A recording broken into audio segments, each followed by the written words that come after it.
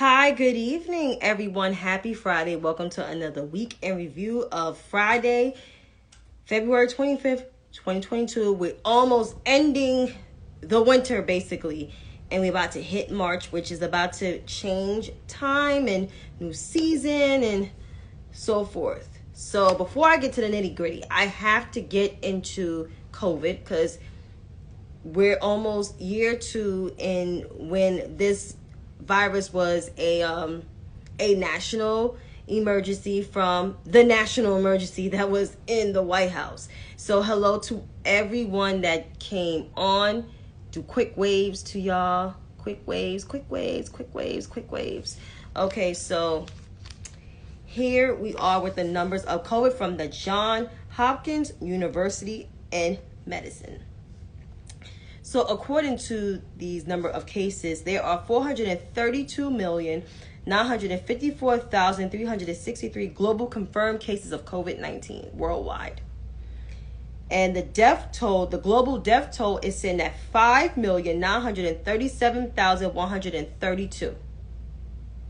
In terms of confirmed cases here in the United States, remember we're the number one leading country of cases, and we're not even 20% of the world's population. If so, we might just be 20% of the world's population.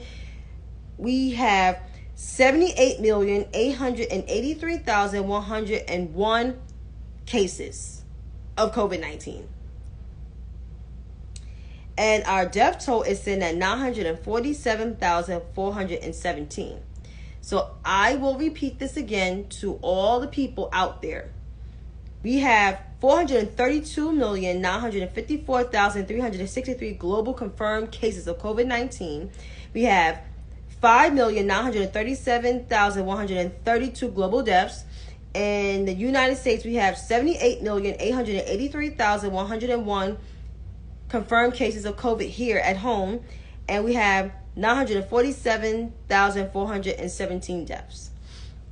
In terms of vaccination doses as of yesterday, 417,363 people were vaccinated yesterday. And as of fully vaccinated, we have 215 million people that are vaccinated. So that is 66% of the population. So that's 2/3. If you do the division, 2/3 equal 66%.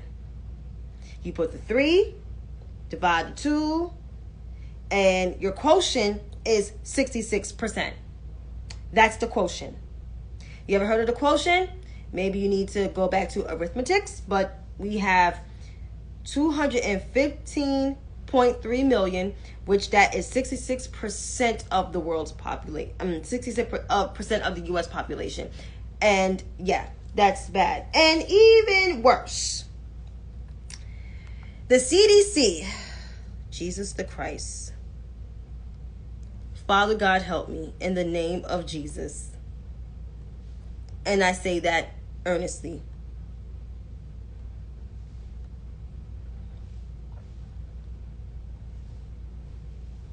CDC, not CCC. See, my phone, CDC. Okay, so there is news.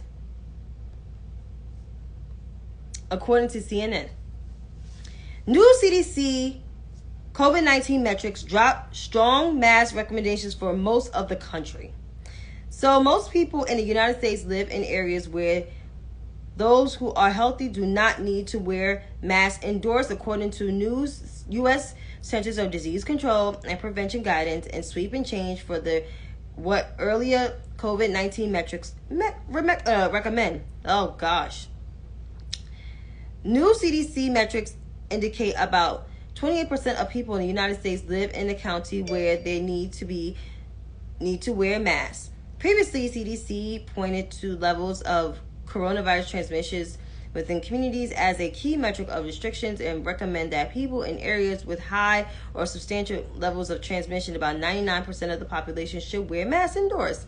Now the CDC COVID-19 community level metrics are based on the three pieces of data in a community: new COVID-19 hospitalizations, hospital capacity, and new COVID-19 cases. The CDC website includes a list of U.S. countries and their COVID-19 levels. Under the updated guidance, more than 70% of the U.S. population is in location with low or medium COVID-19 community levels. For those areas, there is no recommendation for indoor masking unless you are at a potential high risk for COVID-19. And if so, the CDC recommends to talk to your healthcare provider about wearing a mask. And the Secretary of Health and Human Services said we're in a better place today than we were 6 months ago, 6 weeks ago, 6 days ago.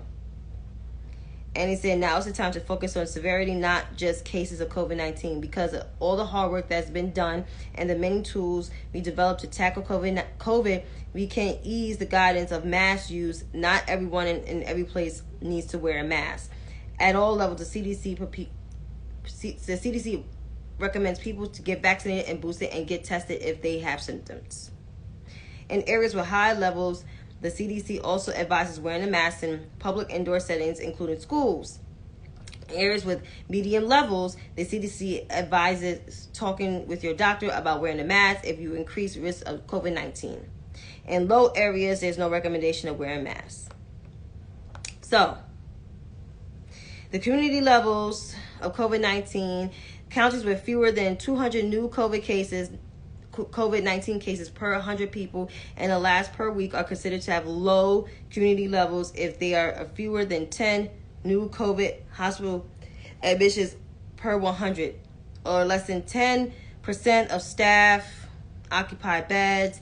The levels are medium if counties have 10 to 20 new COVID cases, hospital admissions per 100, or between 10% and 14.9%.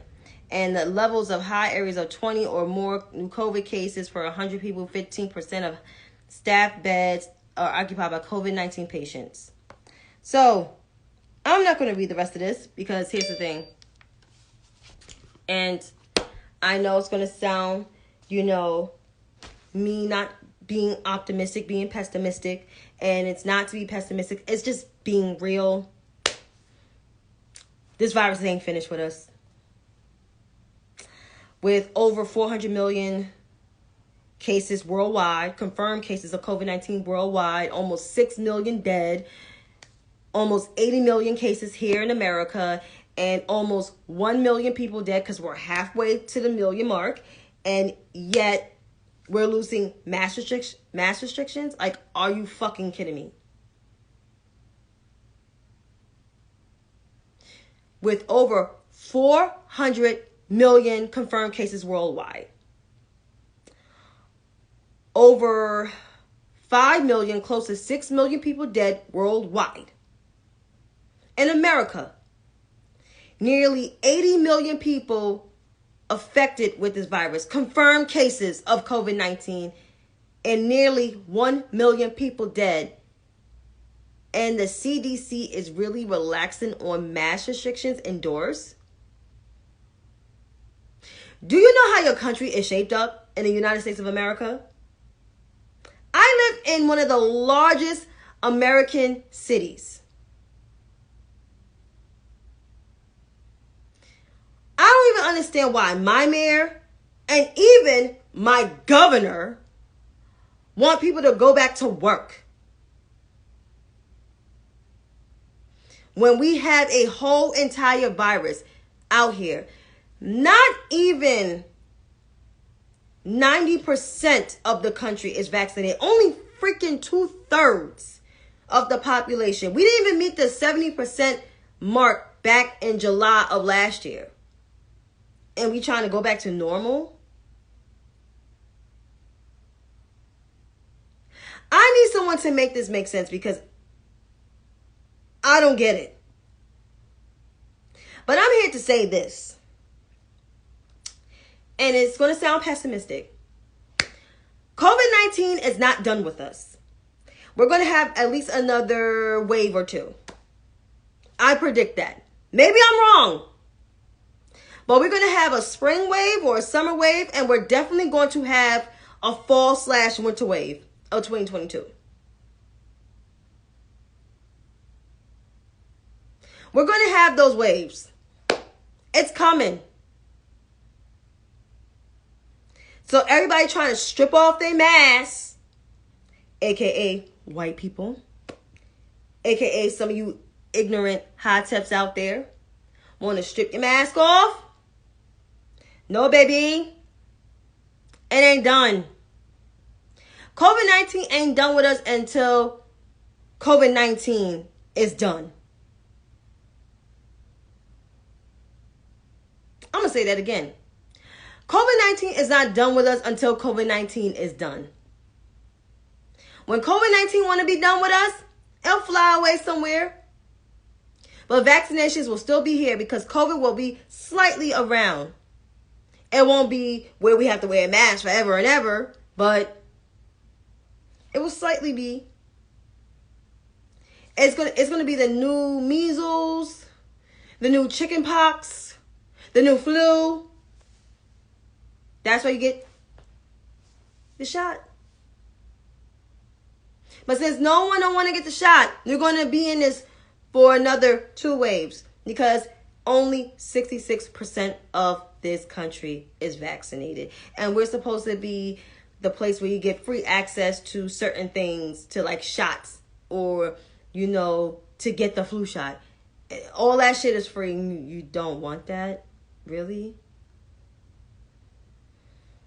But who am I? And you're right. Dead people don't spend no money. Dead people don't have no problems. My father always said, you know who don't worry about problems? Money problems, anybody? Dead people. They don't. And that's the facts. But I am moving on to another topic. So, yo, I don't know if, I can't say it's World War III.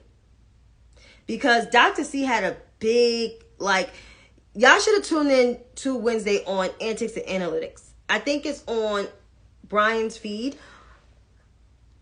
I learned a lot.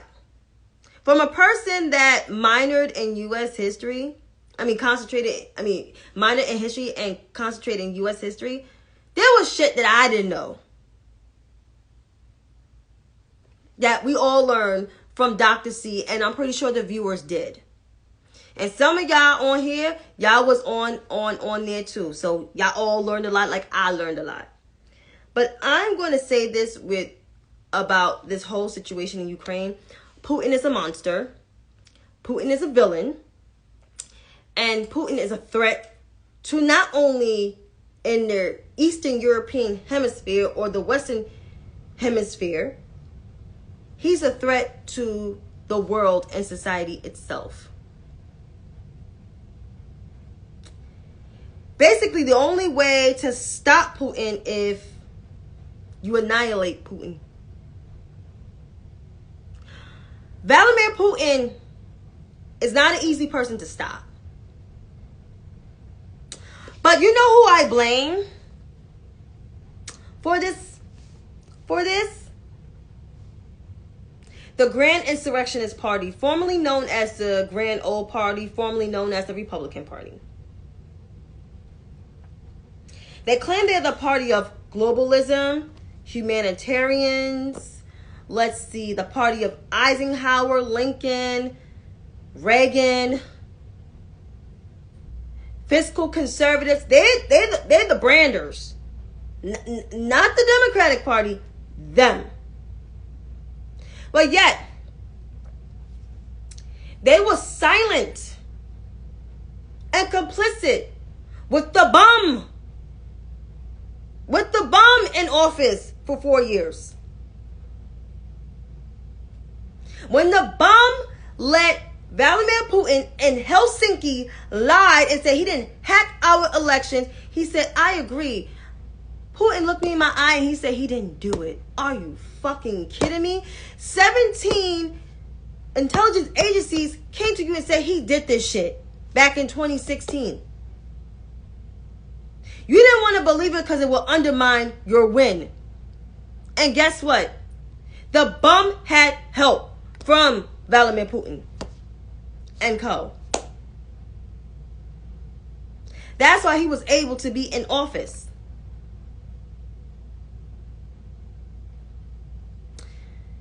And yet he messed up our alliance. We were an isolationist country for 4 fucking years. When President Biden and Vice President Harris was elected and sworn in, our European allies was like, America's back. All other countries that were our allies, they say America is back. And of course, this upsets Vladimir Putin. This upsets him because he wanted the whole world to fight each other and want our country to be divided, even though our country is still halfway divided in the U.S. When it comes to this Russian stuff, it seems like we're on the same page in a weird way. But Vladimir Putin did not know that our allies, NATO, we were all going to come together and get your ass and fight you. That's what he did not realize. So I say this to sum this up. Vladimir Putin was holding hands with Donald Trump for 4 years. He had a friend in America. With all the shit he did to us, he had a friend in America in Donald Trump.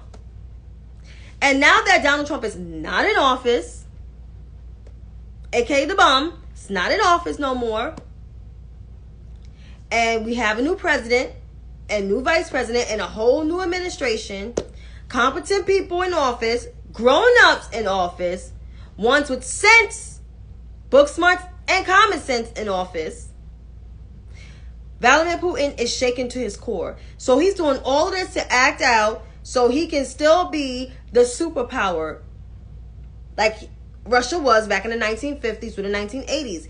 He's trying to be an Adolf Hitler with a Joseph Stalin. He's trying to be those two in one little small package because you know he ain't that tall. He is short. He a little man. Napoleon complex. So I'm going to say this because I know I said I was going to sum this up, but I'm just going to say this right here. Vladimir Putin is shaken to his core. He is finding out that America is back after the shit show we experienced for 4 years. America is back and our allies are coming together to get your ass. So Vladimir Putin, you doing all this right now, but eventually you will suffer.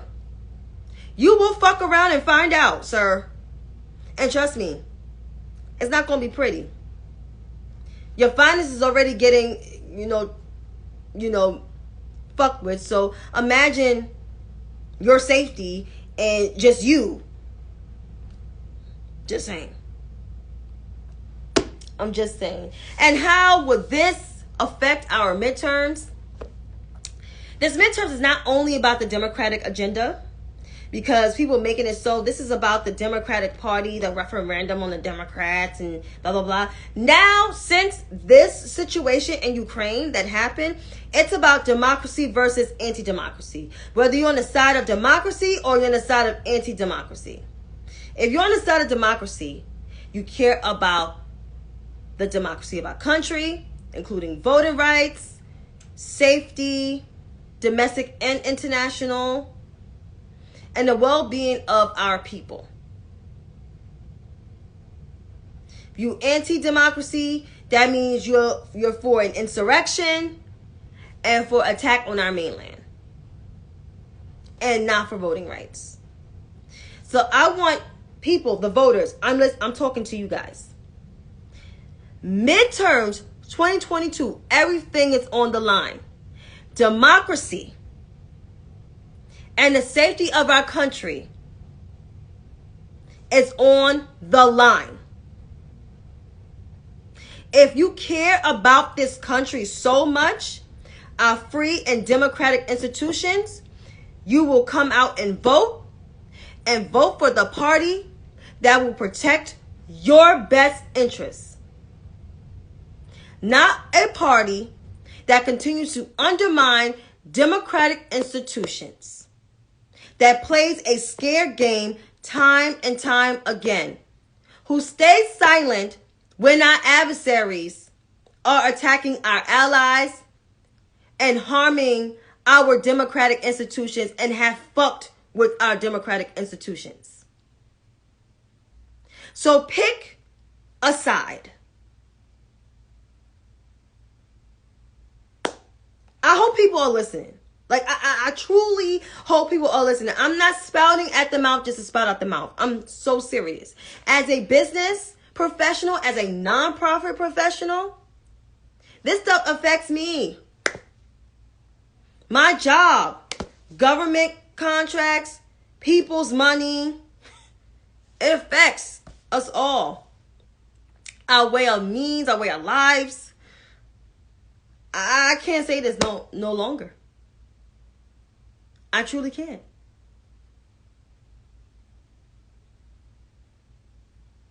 And that sums it up. Wow, I'm moving ahead. Almost at the bottom of my list. So, in good news, we have a SCOTUS nominee. And I just want to read a little bit on her. So the Biden and Harris administration has picked their nominee for the Supreme Court to replace Justice Stephen Breyer.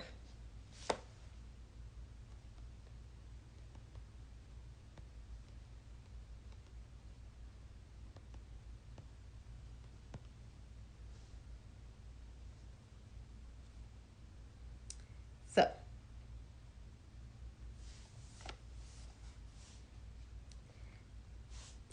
President Joe Biden will announce, which he has announced, his SCOTUS pick, and is Ketanji Brown Jackson, 51, who currently sits on the U.S. Court of Appeals for the District Columbia, is considered the frontrunner. Keep in mind, she replaced Judge Merrick Garland, who is now A.G. Garland. Biden is poised to make an announcement. He made the announcement, and he did make his initial pledge 2 years ago on the Democratic primary stage, the presidential primary stage in 2020 in South Carolina, during the South Carolina primaries. And multiple sources saying he met with her. He met with other potential nominees, but he chose her. So I'm just trying to find information on her. There we go. So she will be the first Black woman to sit on the Supreme Court, and she enters the confirmation process with an impressive resume full of kinds of elite credentials and typical for new justices. Yet, while Jackson has been a judge for nearly a decade, her record is heavy on complex, technocratic cases and light on the sort of contentious issues that typically drive confirmation fights. So, in a less polarized era, Jackson's mix of suburb legal credentials and largely apolitical record will have her a shoe-in for confirmation. In today's era, it means that she will probably be narrowly confirmed. And then she said she graduated from Harvard twice. She went undergrad and grad.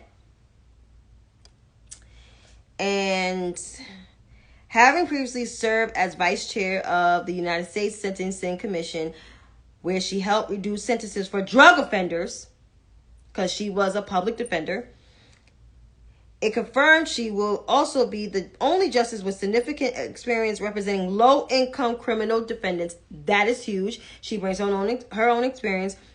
Though not the only justice to work as a criminal lawyer, Justices Sam Antolino and Sotomayor were once prosecutors. Antolino, of course, was on the other side.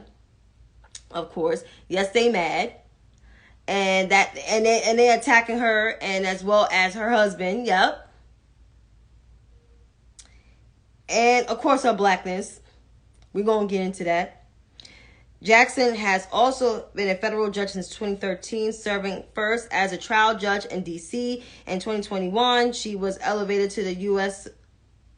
Courts of Appeals in District of Columbia, which is the second most powerful court in the country, was essentially a diet of cases challenging federal policy making and other major actions by federal agencies.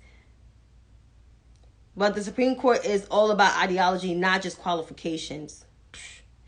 Jackson will now face confirmation from the Senate, where Republicans are overrepresented and they will control half of the seats. So, just to put that all in a nutshell,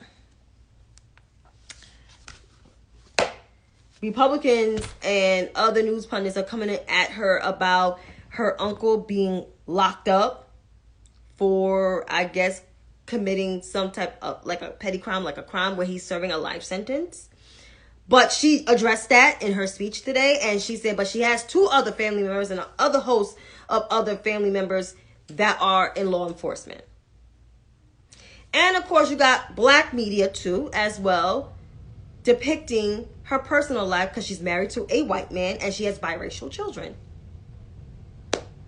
And we're coming at her now going to Harvard after there's other justices that went to Harvard. Let's look up the other justices that went to, Ivy League schools. We can all research that. It's a quick Google search. Justices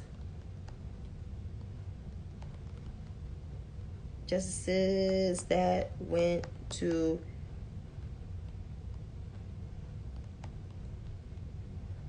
Ivy League schools.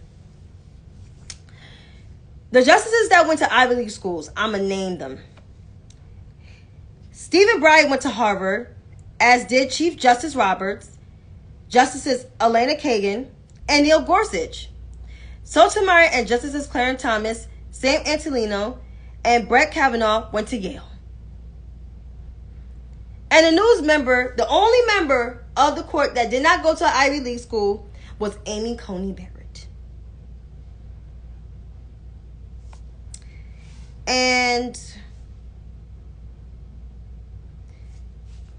there's other justices. Anthony Kennedy, former Justice Anthony Kennedy, went to Harvard.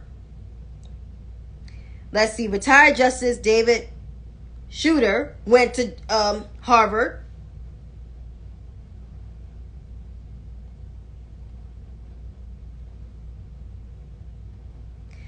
So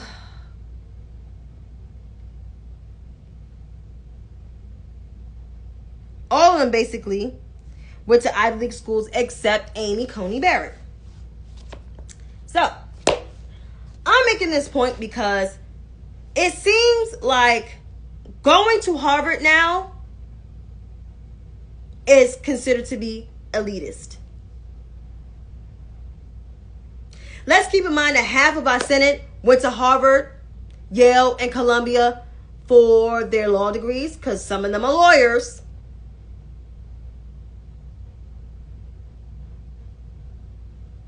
Let's pull up how many senators went to Ivy League schools, since now it's all about being an elitist.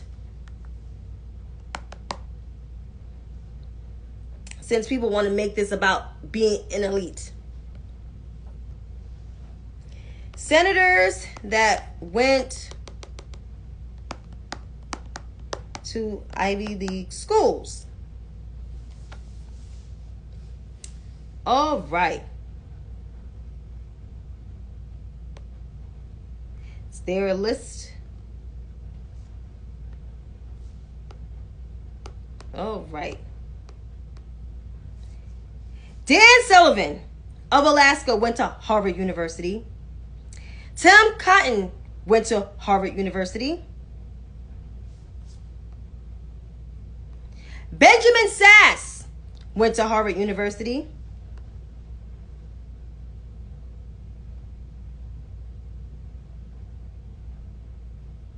Pat Toomey went to Harvard University. Rafael Cruz went to Princeton University.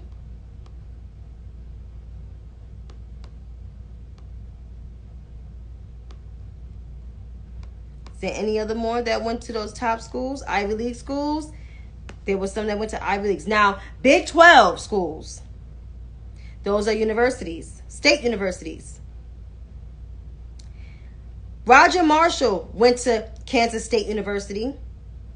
James Langford went to University of Texas in Austin. Big 10 schools. Tom Tillis went to the University of Maryland. Ron Johnson went to the University of Minnesota.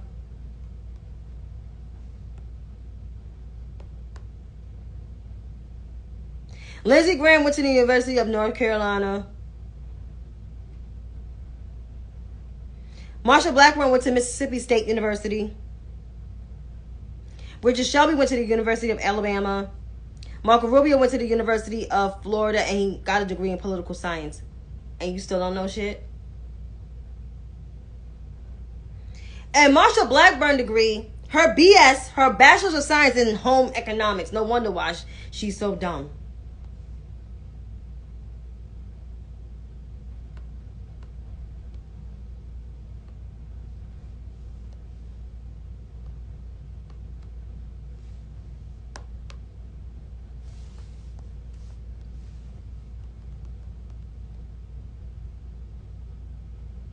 Let's see what Joshua David Hawley went to. Because he sits on the Judiciary Committee. Because that's the committee that will be doing the confirmation hearings. Oh, guess who got their JD? Guess who went to Stanford University and got their BA? And then went to Yale University and got their JD.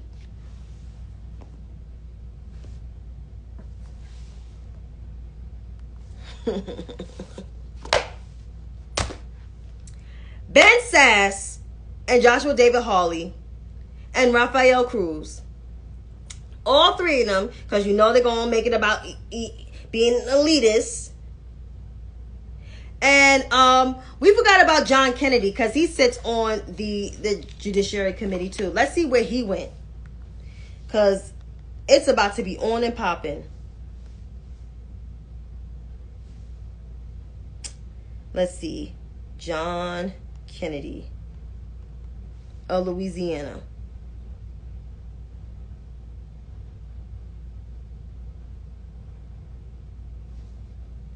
He went to the University of Virginia, but then he went to Oxford as well. So, yeah. John Kennedy, Joshua Hawley, Rafael Cruz, Benjamin Sass. All four of them, I'm pretty sure it's making it about elitism. Yeah, them. Republicans in the Senate got the audacity and the nerve to criticize a SCOTUS nominee going to Harvard all of a sudden when most of the justices on the Supreme Court have Ivy League education. Was there a problem when what was it, Clarence Howard? Oh gosh, I'm mad, right? I'm fucking shit up. So you got all of these Republicans, all 50 of them, including the one that's so concerned, right? Who confirmed her during the time when she was getting confirmed as to replace Merrick Garland, right? Y'all see where I'm going with this. That's why I'm tripping over my words. So you got all 50 Republican senators, all 50 of them, Susan Collins, Lisa Murkowski, Lindsey Olin Graham, who confirmed Judge Brown Jackson, right? Confirm her. All of a sudden now have a problem with confirming her to the highest court of our country because of her education background, because she went to an Ivy League for her JD. You even have Marco Rubio, Joshua Hawley, John Kennedy, Benjamin Sass, Rafael Cruz. Keep in mind, Benjamin Sass Rafael Cruz, John Kennedy, Joshua Hawley, and out of the four I just named, 3 of them got their JDs at Ivy Leagues, and one went to Oxford for a much higher degree in London. Name brand schools. And y'all mad because this black woman went to Harvard, not only for her undergrad, but for her JD? So y'all mad about elitism? Y'all wasn't mad when Justice Robert was confirmed. He went to Harvard. He went to an Ivy League school. Clarence Thomas, Sam Antolino, Neil Gorsuch, Brett Kavanaugh. I can name some Democratic ones. Ruth Ginsburg, Bader Ginsburg, rest in peace. Justice Breyer, Justice Kagan, Justice Sotomayor. Y'all not mad, right? But y'all mad about this black woman being on here. I see why. Y'all mad because the president said when he was candidate Joe Biden that he was going to nominate a black woman to the Supreme Court. This is a segue leading into time to read. These GOP senators are the biggest hypocrites in forever.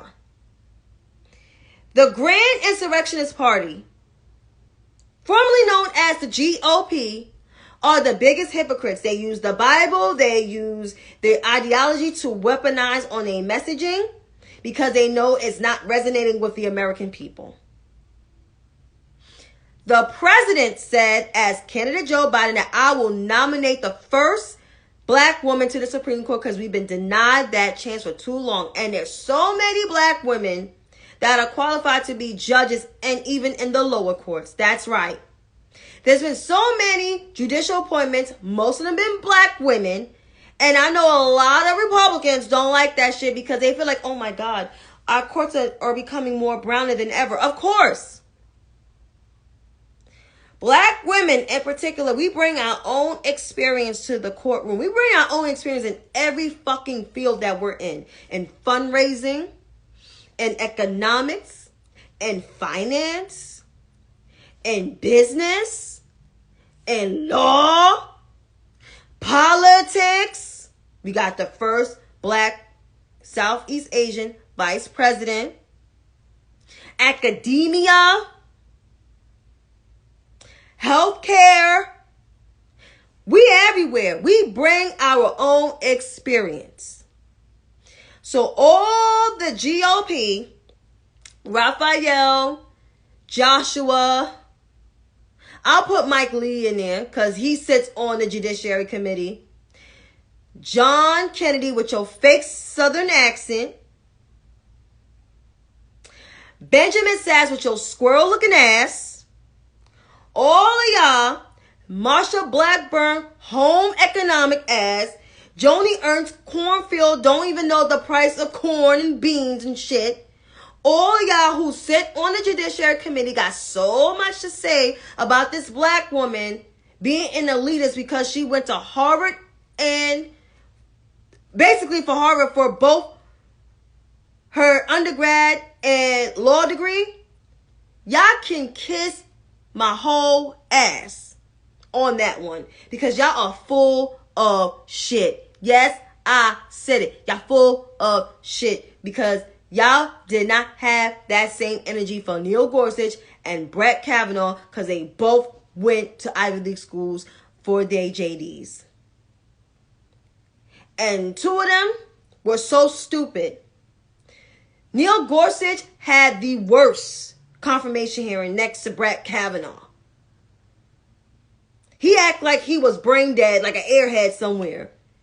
And Brett Kavanaugh was just a whole asshole and a belligerent drunk. trying to show off for the whole world to see, knowing that you're still guilty because you touched women. So as I said, and as I digress, Joshua, Michael, Raphael, Benjamin, John, Marsha, Joni, and the rest of you Republican knuckleheads complain about Judge Brown Jackson having 2 degrees from Harvard University can kick rocks.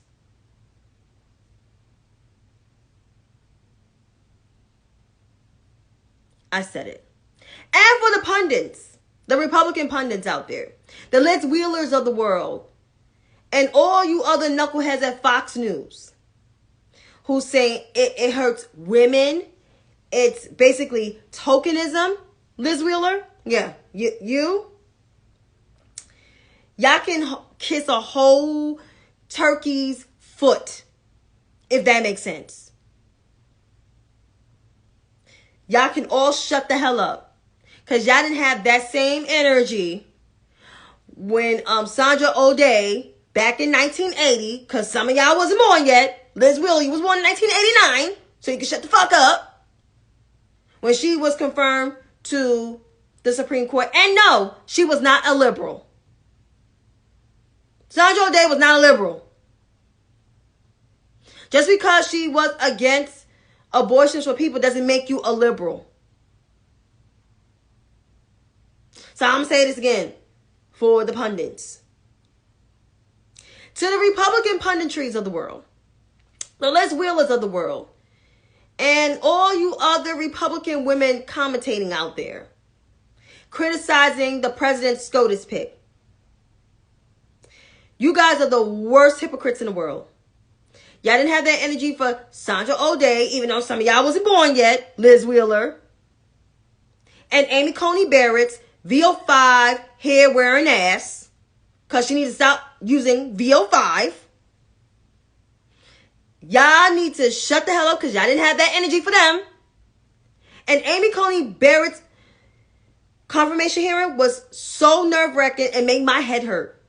First of all, I couldn't stand looking at her hair. And people were like, why are you making fun of her hair? Because her hair was so dry, she looked busted. Because if that was any of the black women going to a confirmation hearing looking like Amy Coney Barrett, they would not even get a meeting. There would not have been no hearing. Republicans would never showed up for that shit. But it's okay for her to show up like a hot ass mess? No. She wasn't even polished. And then I know the 5 freedoms from the First Amendment.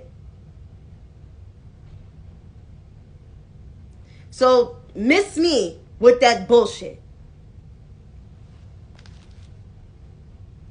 And another, I would like to end this on a more funnier note. So, y'all know I'm not the type to be a bully. And I try to be nice and everything. But I didn't do a video on this person. But since I blocked this person, why not? So, I had a frequent guest on my spaces over the summer who hit me up in my DMs back on May 11th saying this. Hey Chantay, how's your Tuesday going? Didn't mean to bother you, but I want to ask you a couple questions if I could. I'm a little busy, but what's up? Okay, so I'm a bit nervous about asking this because while this site is full of great people, it's also full of absolute whackloons. So I'm wondering, 1, are you single? And 2, if you could, would you like to get some coffee sometime? And I said, let me see what I said. I said, no thanks, but you know, I'd rather remain friends.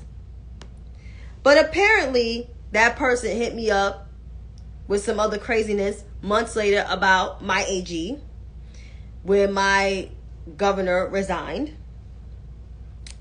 and hit me up with a whole bunch of lies and everything. So because this person did this, I decided to find my tweets. So I'm about to go search through it. I don't want to be long because y'all know where I'm about to get through this thing.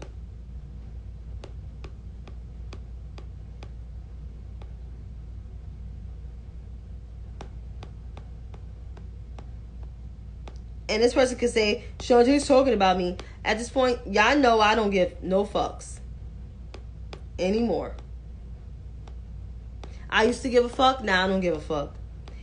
That's that mid-30s life.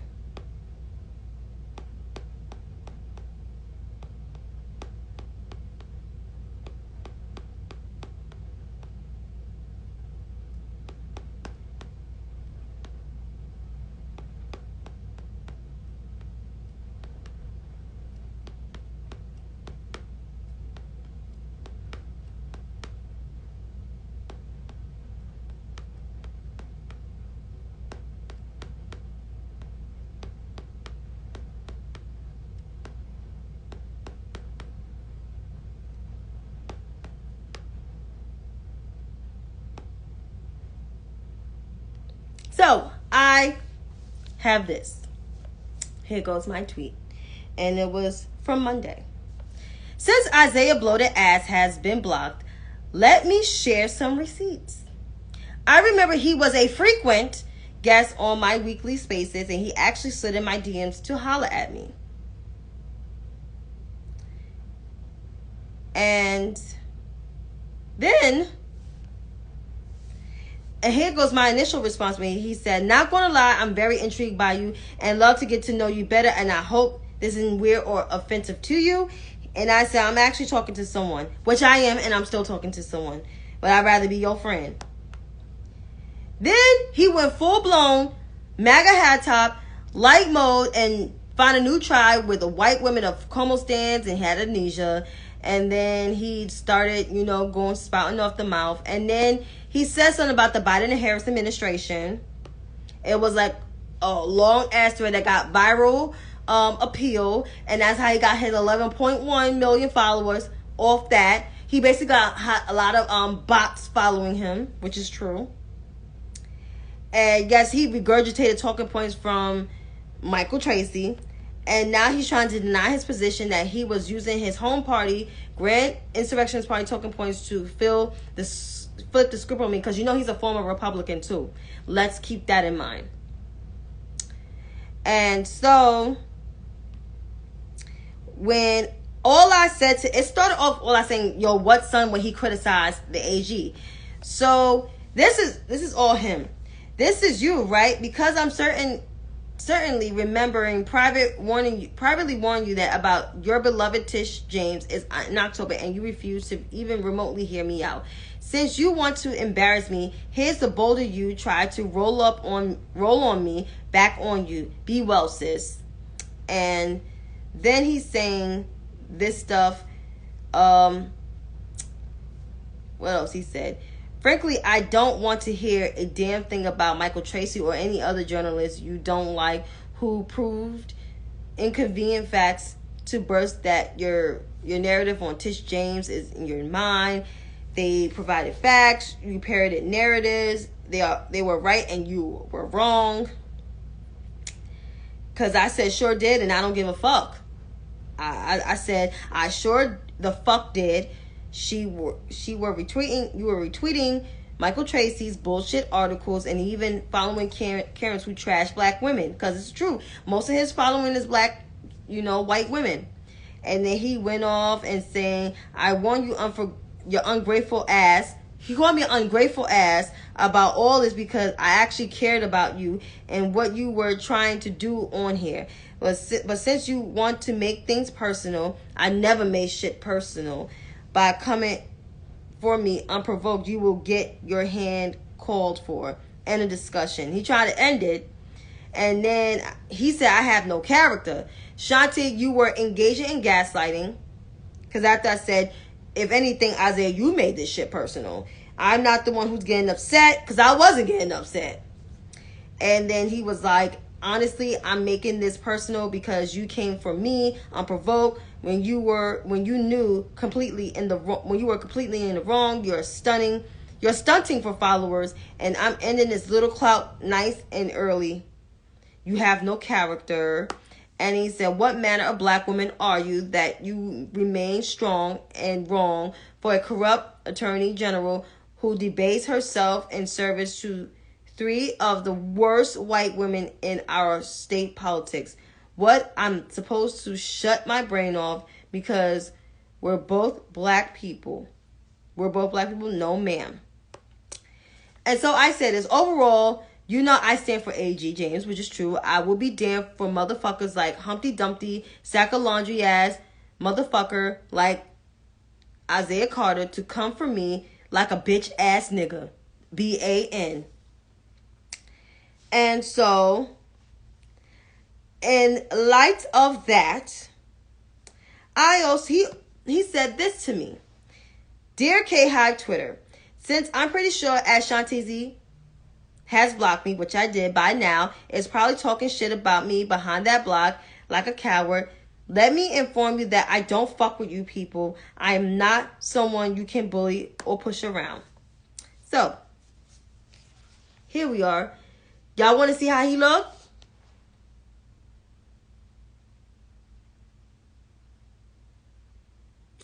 Am I supposed to be mad? Am I supposed to be mad? Like Tish. Am I supposed to be mad? Supposed to be smiling like Hillary Clinton.